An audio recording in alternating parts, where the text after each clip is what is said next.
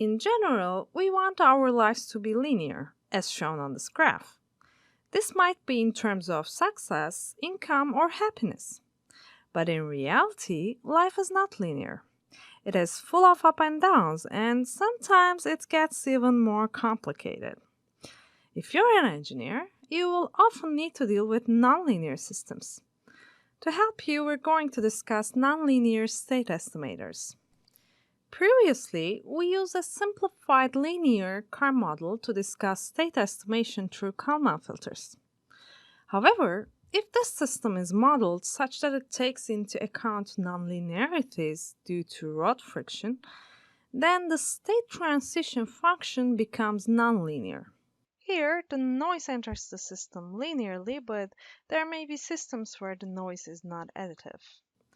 In a general system, either the state transition function or the measurement function or both may be nonlinear.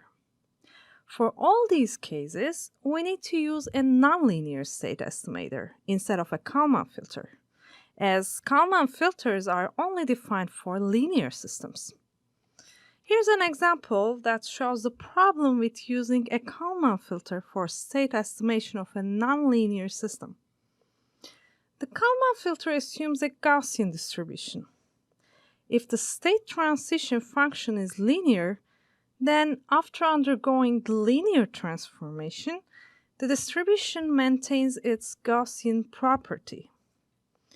Although it's not shown here, the same is true for the measurement function, g of x. However, if f of x is nonlinear, then the resulting state distribution may not be Gaussian, and therefore the Kalman filter algorithm may not converge. In this case, you can implement an extended Kalman filter which linearizes the nonlinear function around the mean of the current state estimate. At each time step, the linearization is performed locally, and the resulting Jacobian matrices are then used in the prediction and update states of the Kalman filter algorithm. When the system is nonlinear and can be well approximated by linearization, then extended Kalman filter is a good option for state estimation. However, it has the following drawbacks.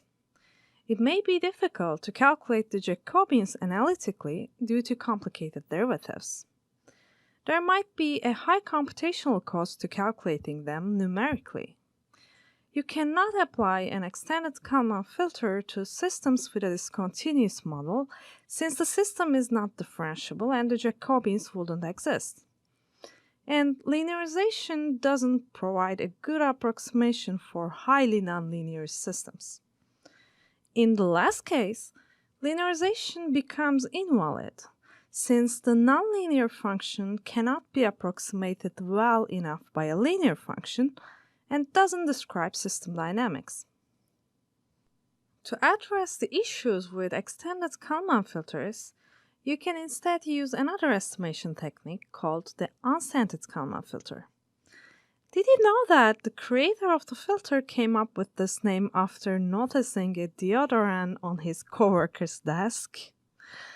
Now back to the filter. Instead of approximating a nonlinear function as an extended Kalman filter does, unscented Kalman filters approximate the probability distribution. What we mean by that is the following. This is the probability distribution.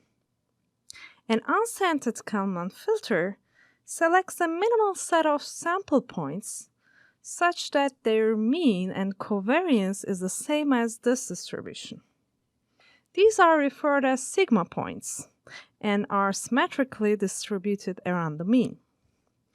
Each sigma point is then propagated through the nonlinear system model.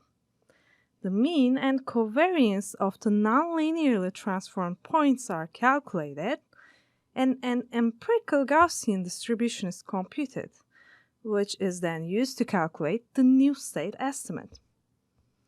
Note that in the linear Kalman filter algorithm, the error covariance P is calculated using the state transition function in the prediction step, and then it is updated using the measurement. However, in the unscented Kalman filter, we don't calculate it in the same way because we get it empirically instead. Another nonlinear state estimator based on a very similar principle is the particle filter. It also uses sample points, referred as particles.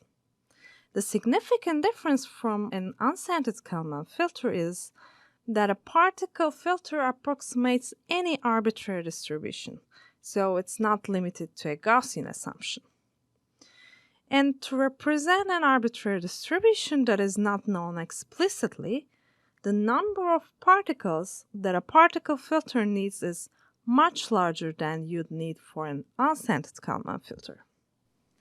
For comparison, here are the properties of the filters that we've discussed so far. A Kalman filter only works on linear systems. For state estimation of nonlinear systems, you can use an EKF, UKF, or PF.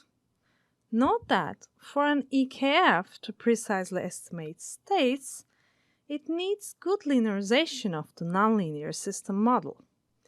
Otherwise, the filter provides poor estimation. A particle filter is the only one that works for any arbitrary distribution. And we see that the computational cost grows as we move down the column.